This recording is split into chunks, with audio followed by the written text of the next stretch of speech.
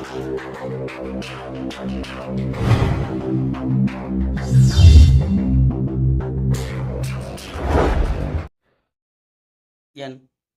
குலதெய்வமான குளந்தளமனை போற்றி, பெரிய கருப்பணசாமியை போற்றி, அனைவருக்கும் எனது பணிவான வணக்கம்.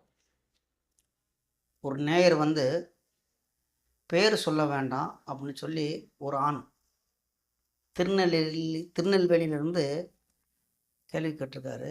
அது என்ன அப்படின்னு கேட்டிங்கன்னா, அவருடைய கேள்வியை பார்ப்போம். உயிரணு குறைவு எப்போது தீரும்? சிகிச்சை எடுக்கிறேன் சார்.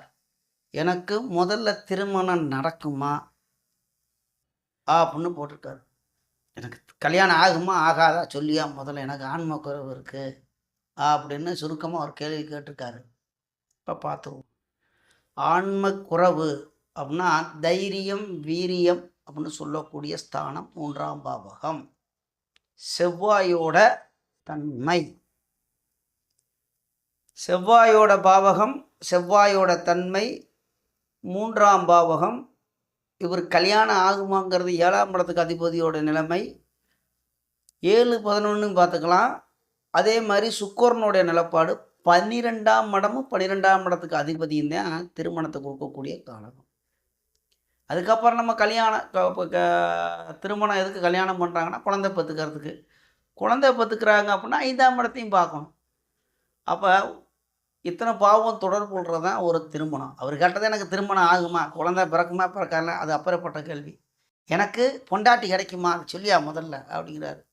பார்த்துருவோம். அப்படின்னா சுக்கிரனுடைய நிலப்பாடு 7ஆம் இடத்துக்குள்ள நிலப்பாடு. 7ஆம் இடம் 7ஆம் பாவகத்துக்கு அதிபதி சுக்கிரன். இதுதான் பொண்டாட்டி கிடைக்குமா அப்படிங்கிறது. திருமணம் ஆகுமா அப்படின்னா மனைவி கிடைக்குமா அப்படிங்கிறது. அதில் அவர் தாம்பத்திய சுகம் அடைவாரா அப்படின்னா 12ஆம் பாவகம். உயிரணுக்கள் 3ஆம் பாவகம். தைரியம் வீரியம், அந்த வீரியஸ்தானம் 3ஆம் பாவகம். குழந்தை பிறக்குமா அப்படின்னா 5ஆம் பாவகம். இப்படி பார்க்கணும். அப்போ இவர் கேட்குறது ஆன்ம குறைவுக்கு அப்படியே பரிகாரமும் கேட்டிருக்காரு. பரிகாரத்தை அப்புறம் பார்ப்போம். ஆன்ம குறைவுக்கு பரிகாரம்னு போட்டிருக்காரு, அதை அப்புறம் பார்ப்போம். ஒருவருடைய ஜாதகத்தை போட்டுட்டு அப்படி எடுத்துக்காட்டு ஜாதகத்தை போட்டுட்டு பார்ப்போம். இத்தனை பாவகம் இருக்குது, சரி என்ன அப்படின்னு பார்ப்போம். அவருடைய கேள்வி அப்படியே பார்த்துட்டு, அதே பெயர் சொல்ல வேண்டாம் சார். ஆண் அவர் பிறந்தது 25/3/2000. 26 வயசு தான் ஆகுது. 25 வயசு முடிஞ்சு 26 தொடங்குது. அதுக்குள்ளேயுமே 26 முடிஞ்சது. 26 முடிஞ்சு 27ஆவது வயசு தொடங்குது. அதுங்களும் இந்த கேள்வி சரி பார்ப்போம். சரியானது தான். நேரம் காலையில் 11:37 AM காலையில் தான் பிறந்திருக்காரு. இடம் திருநெல்வேலி. அதான் நான் ஏற்கனவே அவர் கேட்ட கேள்வியை சொல்லிட்டேன். நான் கூட வேணா சொல்கிறேன். உயிரணு குறைவு எப்போது தீரும்னு கேட்டிருக்காரு. சிகிச்சைலாம் பார்ப்போம். அவருடைய ராசி கட்டை ஸ்க்ரீனில் போட்டு அப்படியே விளக்குவோம். ஸ்க்ரீனில் ராசி கட்டை வருது பாருங்கள். லக்னம் மிதுன லக்னம். 2ஆம் இடத்தில் ராகு, 6இல் சந்திரன், 8இல் கேது, 9இல் சுக்கிரன் புதன், 10இல் சூரியன் மாந்தி, 11இல் குரு சனி செவ்வாய். இதுதான் அவருடைய ராசி கட்டத்தில் கிரகு அடைவு. சரி, அதில் எந்தெந்த கிரகம் வலுவாக இருக்கிறது அப்படின்னு பார்த்தீங்கன்னா, கடகராகு பொதுவாக நன்மையை செய்யும். ஆனால் வீடு கொடுத்தவன் நீச்சம். அது ஒரு பாயிண்ட் எடுத்துக்க வேண்டியதான். நீச்சம் தேய்பிர சந்திரன் வீடு கொடுத்தவன். அப்போ ராகு கொஞ்சம் வலுவு கம்மியாக தான் இருக்குது, நோஞ்சானாக தான் இருக்கேன், நல்லா பலசாலியாக இல்லை. அது ஒன்று எடுத்துக்குவோம். சந்திரன் நீச்சம் தேய்பிர சந்திரன், அவரும் கொஞ்சம் வலுவு கம்மியாக தான் இருக்கார். 2ஆம் பாவத்துக்கு அதிபதி. அப்படியே 7ஆம் பாவத்துக்கு அதிபதி குரு போய் நீச்சம் கூட சேர்ந்துட்டார். 11ஆம் பாவகத்துக்கு, தன் வீட்டுக்கு 5ஆம் பாவகத்தில் இருக்கார், தன் பாவகத்துக்கு 5ஆம் பாவகத்தில் இருக்கிறார். லக்கணத்துக்கு லாபஸ்தானமான 11ஆம் பாவம், உபயத்துக்கு மாரகஸ்தானம் அப்படி எடுத்துக்கலாம். அவர் மாரகாதிபதி 7ஆம் இடத்துக்கு அதிபதி. அவர் 11ஆம் இடத்தில் இருந்து நீச்சன் கூடையும் செவ்வாய் சனி கூட சேர்ந்திருக்கிறார். நல்லா சொல்கிறேன். கலச்சித்திரக்காரகன், திருமணத்தை கொடுக்கக்கூடிய கிரகம் இந்த லக்கணத்துக்கு குரு பகவான். அந்த குரு போய் சனி செவ்வாய் கூட 11ஆம் பாவத்தில் சேர்ந்திருக்கார். அந்த இடத்தில் சனி நீச்சம் பெற்று பங்கமாகிறார். நீச்ச பங்கமாகிறார். ராஜயோகத்தை அப்புறம் பார்ப்போம். 8ஆம் இடத்தில் கேது இருந்து கொண்டு, சனியோட வீட்டில் இருந்து கொண்டு, சனியால் 10ஆம் பார்வை பார்க்கிறார். நீச்ச சனி, செவ்வாய் கூட சேர்ந்த சனி, குரு கூட சேர்ந்திருக்கார். இருந்தாலும் சனி கொஞ்சம் வடிகட்டின சனி தான். சனி பார்வை விழுகிறது கேதுவுக்கு. சனியோட வீட்டில் இருந்து கொண்டு, பாவகம் 8ஆம் பாவகத்தில் இருந்து கொண்டு சனியால் பார்க்கப்படுகிறார். அடுத்து லக்னாதிபதி 9ஆம் இடத்தில் இருக்கிறது நன்மையே. 5ஆம் இடத்துக்கு அதிபதி, அதாவது புண்ணியாதிபதி என்று சொல்லுவார்கள். 5ஆம் இடத்துக்கு அதிபதி அவரும் போய் பாக்கியஸ்தானத்தில், லக்னாதிபதியும் புண்ணியாதிபதியும் பாக்கியஸ்தானத்தில் இருக்கிறது பாக்கியம்தான், நல்லது தான். அது ஒரு நன்மை. லக்னாதிபதியான புதனும் 5ஆம் இடத்துக்கும் 12ஆம் இடத்துக்கும் அதிபதியான சுக்கிரனும் 9ஆம் பாவகத்தில் இருப்பது நன்மையே. சரிங்களா? பார்த்துடுறாங்களா? அப்புறம் பார்வையெல்லாம் எடுக்கலாம் அப்படின்னு கேட்டிங்கன்னா, இதில் மெயினாக சனி பார்வையும் குரு பார்வையும் எடுக்கணும். லக்கணத்தவே சனி பார்க்கிறார். 7ஆம் பார்வையாக 5ஆம் பாவகத்தை சனி செவ்வாயும் பார்க்குறாங்க. 6ஆம் பாவகத்தையும் செவ்வாய் பார்க்குறான் 8ஆம் பார்வையாக.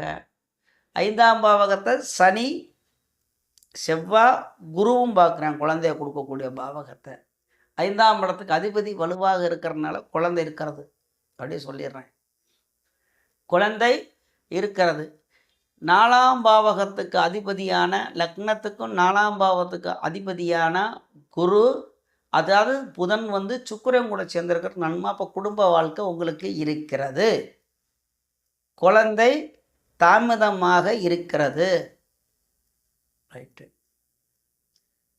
திருமணம் நடக்குமான்னு கேட்டீங்க. சுக்கிரன் வலுவாக இருக்கிறார் ராசா, திருமணம் கண்டிப்பாக நடக்கும். அதுக்கு காலதேசங்கள் வரணும். காலதேச வருத்தம், அதுக்கு ஒரு காலங்கள் வரணும்ல. நேர காலம்னு சொல்லுவாங்க நம்ம ஊரில். அதுக்கு ஒரு நேரங்காலம் வரணும்ப்பா, அப்போ தான் வருமுன்னு, கைகூடி வருமுன்னு. திருமணம் நடக்கும், கண்டிப்பாக உறுதியாக நடக்கும். அது எப்போ என்று அப்போ பார்ப்போம். திருமணத்தை பற்றி தான் கேட்டீங்க. திருமணம் நடக்கும்னு சொல்லிட்டேன். வேறு என்ன சொல்லணும்? திருமணத்துக்கு வேறு என்னத்தை பார்க்கணும்? 12ஆம் பாவகத்தை சொன்னேன்னா, 12ஆம் பாவகம் வலுவாக இருந்தால் தானே. 12ஆம் இடத்துக்கு அதிபதி வலுவாக இருக்கிறார். 12ஆம் பாவகத்தை நீச்ச சந்திரன் பார்க்குறார். சரிங்களா? தாமதம் தான் ஆகும். நீச்சம் தேய்புர சந்திரன் பார்வை, சனி பார்வை கூட மோசமானது. குரு எங்கெல்லாம் பார்க்குறார்? 5ஆம் பார்வையாக 3ஆம் இடத்தை பார்க்குறார். ஆஹா, தைரியம் வீரியம் வந்துருச்சா? செவ்வாய் ஆட்சியாக இருக்கிறாரா? அப்போ தைரியம் வீரியம்லாம் இருக்கிறாச்சா? ஆன்ம குறைவெல்லாம் சரியாயிரும். அப்புறம் ஏயா வந்துச்சு அப்படின்னா பார்ப்போம். எதுக்காவது காரணம் இல்லாமல் வராதில்ல, பார்ப்போம். அப்போ ஆண்மை குறைவு உங்களுக்கு அது ஏன் வந்துச்சு அப்படின்னு இப்போ பார்ப்போமா? எதுக்குமே தசாபுத்தி, அதான் காலம் நேரம் வர்த்தமானங்கிறது அந்த காலத்தை குறிக்கக்கூடியது. ஒரு மனிதனுக்கு இந்த காலகட்டத்தில் இன்னென்ன மாதிரி நடக்கும், எந்த பாவகத்தோடு தொடர்பு கொள்கிறார், அந்த பாவகாதிபதி, அதோடைய காரகம், இதெல்லாம் நடக்கும். லக்கணத்துக்கு பாவகம் ப்ளஸ் காரகம். பாவகம் எந்த பாவகத்தில் இருந்து கொண்டு ஒரு கிரகம் தசை நடத்துகிறதோ அந்த பாவகத்தோடைய காரகம் அது நடக்கும், அந்த கிரகத்தோடைய காரகமும் நடக்கும். சரி, பார்ப்போமா? பார்ப்போம். இப்போ நீங்கள் பிறந்தது அனுச நட்சத்திரம். அனுச நட்சத்திரம் 3ஆம் பாதத்தில் பிறந்திருக்கீங்க. உங்கள் டைம் யோகத்தில் சொல்லணும், பார்ப்போம். சனி தசை 8 வருஷம் 2 மாதம். 8 வருஷத்தை வைங்க. புதன் தசை ஒரு 17 வருஷம். அப்போ 8 17 25 வருஷம். அதுக்கப்புறமா கேது தசை வருது.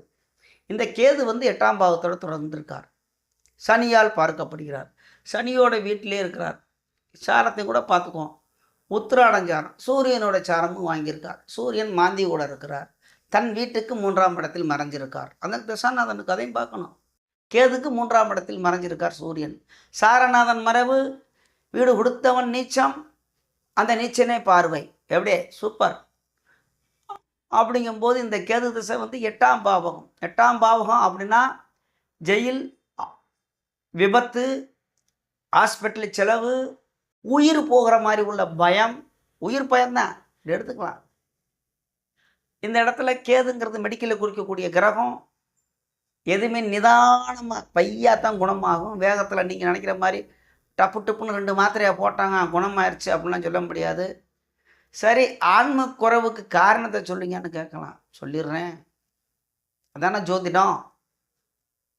அதாவது புதன் திசை வந்துச்சு உங்களுக்கு வந்து 8 வயசுக்கு மேலே, சிறு வயசுலேயே 25 வயசு வரைக்கும், அதாவது வாலிப வயதில். அப்போ சுக்கிரன் கூட சேர்ந்திருக்கான், நீச்சனுடைய வீட்டில் இருக்கிறான். இவன் மறைமுகமாக இன்பத்தை அனுபவிப்பார். அதாவது இவருக்கு ஆன்ம குறைவுக்கு காரணம் இவரே. தவறான வழியில் இவருடைய இந்திரத்தை செலவு செய்து உள்ளார். அப்படி சேட்டை, அவராக சேட்டை செய்து அவரே ஆன்மீக குறையை உண்டு பண்ணி உள்ளார். இதுக்கு மேலே அது விளக்க வேண்டாம். ஏன்னா கொஞ்சம் அப்புறம் எனக்கு வந்து செக்ஸ் சோதிடர் அப்படின்னு பட்டம் வச்சுக்குவாங்க. ஒரு என்னையா செக்ஸை பற்றியே பேசுகிறார். ஏற்கனவே இந்த வீடியோ ஒன்று போட்டிருக்கேன். இதுக்கு மேலே அதை பற்றி பேச வேணாம். நீங்கள் தான் காரணம். என்ன அப்படின்னா தவறான வழியில், அதாவது அதில் சுய இன்பமும் வரும். போதுமா? அது சொல்லக்கூடாத, வாய் தவறி வந்துருச்சு, இருந்தாலும் வச்சுக்கோங்க. சொல்லணும் ஜோதிடர். எப்போ? புதன் திசையில். ஏன்? லக்னாதிபதி தானே அவர். 4ஆம் பாவகங்கிறது வந்து இன்பத்தை கொடுக்கக்கூடிய பாவகம். அதாவது வண்டி, வாகனம், வீடு, கல்வி வரும். அதிலே சுகபோகத்தை கொடுக்கக்கூடிய பாவகம். 4ஆம் பாவகத்துக்கு லக்னாதிபதியும் 9ஆம் பாவத்தில் இருக்காங்க. நல்லா காசு பணம்லாம் கிடைக்கும். நல்ல இன்பத்துக்கு. இப்போ தான் செல்லு கையில் இருக்குல்ல, நண்பர்கள் வருவாங்கள்ல, அப்புறம் பழக்கம் வழக்கம். அது எப்படியோ தவறான வழியில் இது ஆன்ம குறைவாகி போச்சுன்னா மெடிக்கல். இப்போ நீங்கள் அந்த இதுலன்னா விபத்து ஏதோ ஒன்று மெடிக்கல் செலவு ஆகிட்டு தான் இருக்கும். ஏன்னா கேது மெடிக்கலுக்கு சம்மந்தப்பட்டது தான். நீச்சனோட பார்க்குறார், கொஞ்சம் விரை ஆகத்தான் செய்யும். குணம் ஆயிருவீர்கள். எப்போ? அதுவும் கேட்குறீங்கள? எப்போன்னு தானே கேட்குறீங்க. அதாவது சிகிச்சை எடுக்கிறேன் சார், எனக்கு முதல்ல திருமணம் நடக்குமா? திருமணத்துக்கு தான் வர்றீங்க. சிகிச்சை குணமாகணும், குணமும் ஆயிரம், திருமணம் நடக்கும். சரி, எப்போ? அதான் நம்ம சொல்லணும். எப்பொழுது தீரும் சிகிச்சைங்கன்றீங்க, எடுக்கிறேன் எப்போது தீருங்கன்றீங்க. தீர்ந்துடும். எப்படின்னா இப்போ என்ன போய்கிட்டு இருக்கு அப்படின்னு கேட்டிங்கன்னா, உங்கள் ராசி விருச்சிக ராசி. இப்போ 7.5 அஷ்டமம் எதுவும் கிடையாது. இருந்தாலும் தசாபுத்தி அடிப்படையில்